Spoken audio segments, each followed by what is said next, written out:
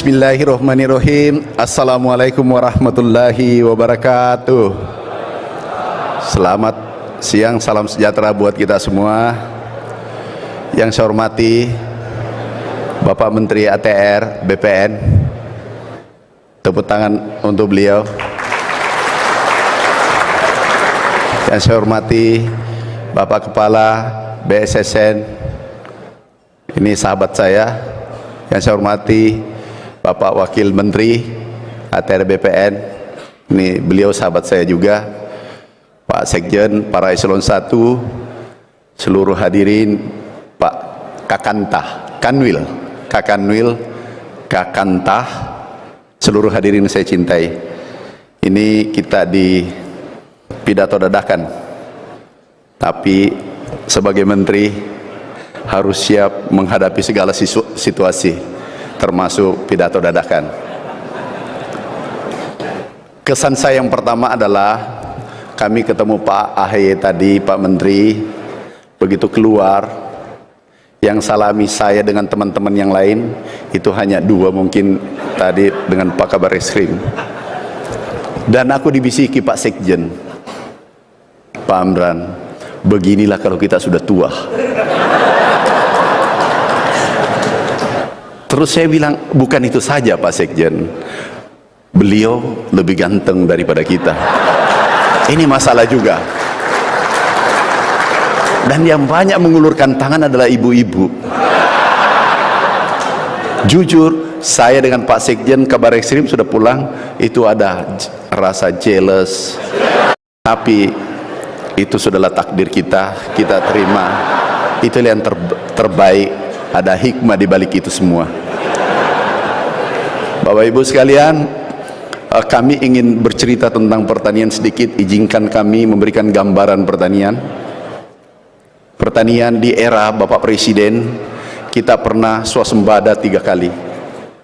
2017, 2019, 2020. Dan itu capaian terbaik kita selama merdeka. Bapak Ibu sekalian, sekarang ada situasi El Nino, situasi global di mana terjadi krisis pangan dan krisis energi di dunia dan juga di Indonesia. Kita harus mengantisipasi dampak daripada El Nino yang terjadi saat ini. El Nino saat ini adalah bukan El Nino biasa.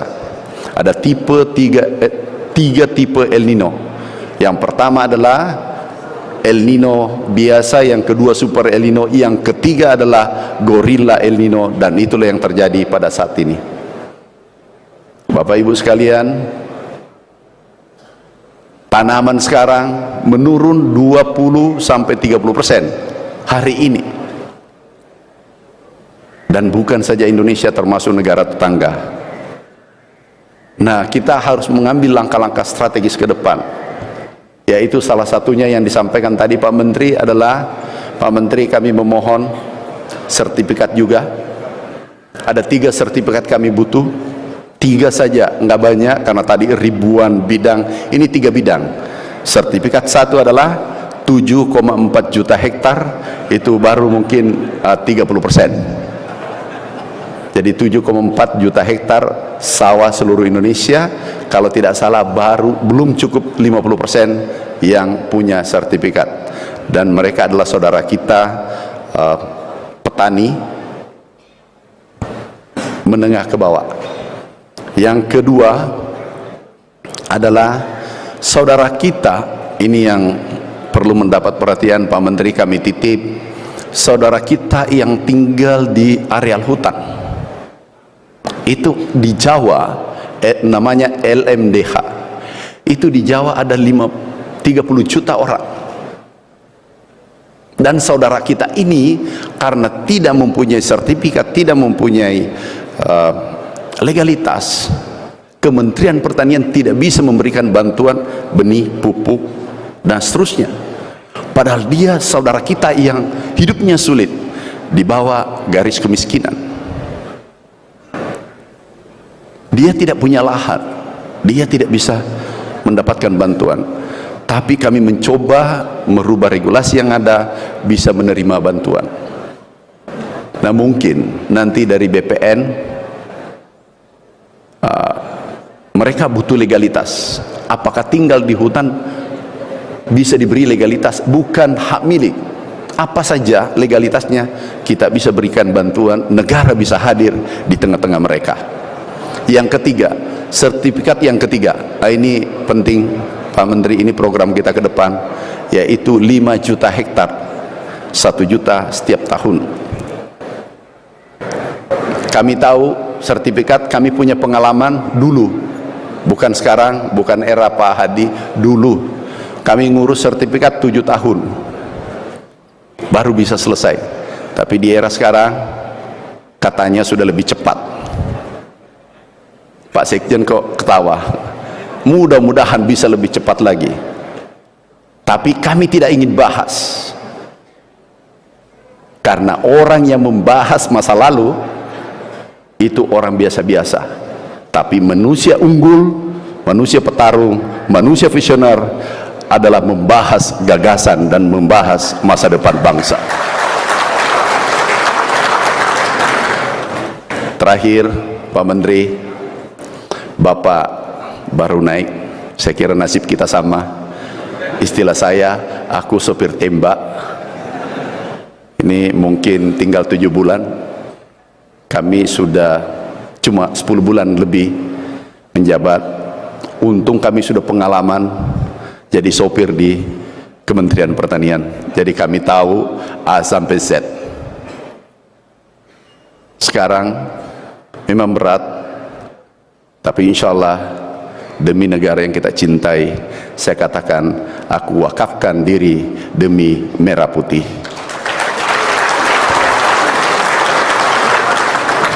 Ini ada El Nino di sana, El Nino eksternal dan El Nino internal. Datang bersamaan, dan ini memerlukan pilot yang tangguh. Kalau tidak, pilotnya bisa roboh di tengah jalan, karena ada cobaan internal dan cobaan eksternal. Tapi kami yakin Allah memberikan beban kepada hambanya, pasti bisa diselesaikan dengan baik.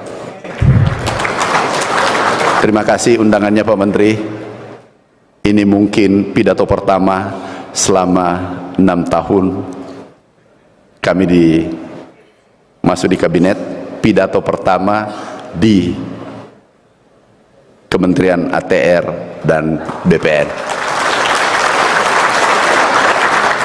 Dan orang-orang ATR, Kementerian ATR, BPN semua baik-baik, ramah, semua baik-baik. Tinggal cara pendekatannya.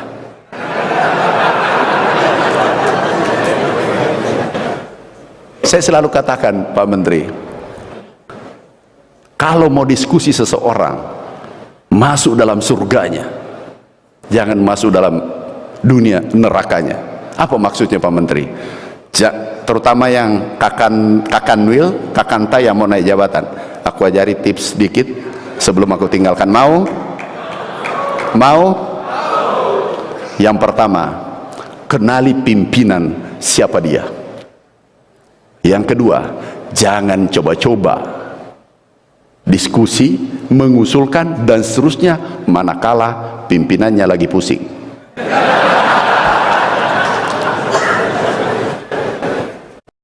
Maaf, sebentar kami ke istana, belum ada proposal kami pernah ditolak atasan. Belum, selama kami menjabat. Ada kisah. Satu, di saat kami 20 tahun di pemerintahan BUMN. Seseorang pimpinan paling sulit ACC proposal. Kami menghadap 5 kali, bawa proposal.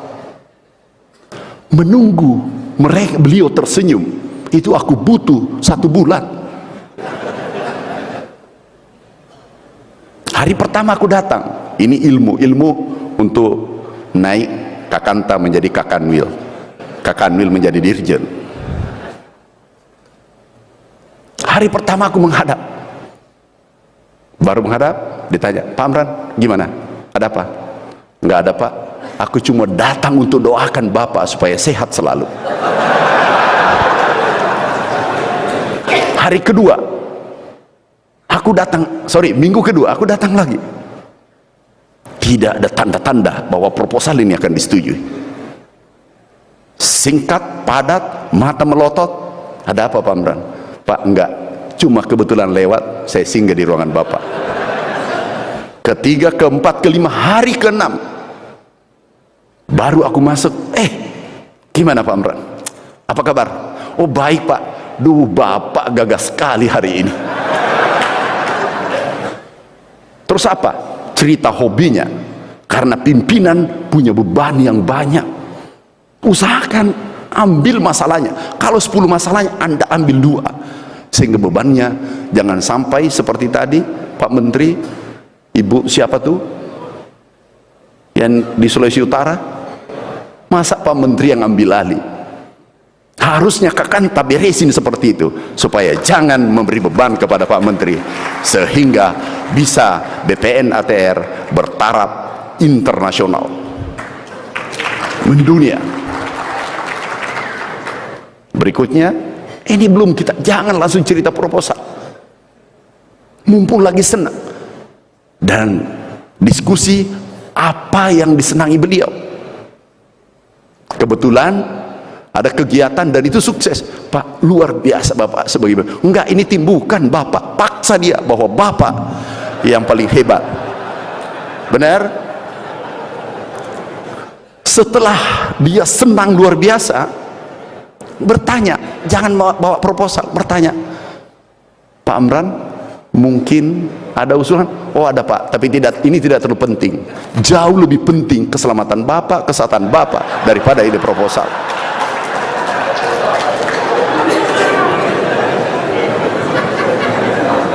Apa itu? Ini nggak usah baca, sini Pak Amran, aku percaya Anda adalah bawahan terbaik. Waktu itu maaf, yang berikan kami Satria Kencana Pak SBY 2007, kami dapat pegawai terbaik Republik Indonesia, kami dapat dari Pak SBY 2007 di Palembang. Tanda tangan, enggak dibaca isi proposal. ACC keuangan, perintah bos, kita sama-sama pangkat sama-sama, ini perintah bos, terus cepat segera, kalau tidak bisa beliau marah. Enak menjual, padahal beliau nggak baca. Enak menjual karena sesama teman pangkat kita sama. Nih, selesaikan. Itu kira-kira kiatnya menghadapi atasan. Untuk ini baru datang bangga, ada eselon 2, ada eselon 1, bangga kalau bawa masalah, bangga kalau melihat atasannya pusing.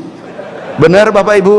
Ini Pak, kasus ini belum selesai, ini lagi, ada lagi masalah Pak, ini macam ini pasti aku copot kalau ada di Kementerian Pertanian. Benar, pusing, kita sudah 1000, dia datang membawa 200, 1200 karena dia hadir. Apalagi tadi melihat banyak kasus. Jadi Bapak Ibu tahu kesimpulannya, ringankan beban atasan, ambil alih beban atasan, sehingga pasti dia mencintai dia sepenuh hati. Ini Pak Haye, ini yang saya bisa berikan supaya Kakanta, Kak Kanwil meringankan beban Bapak.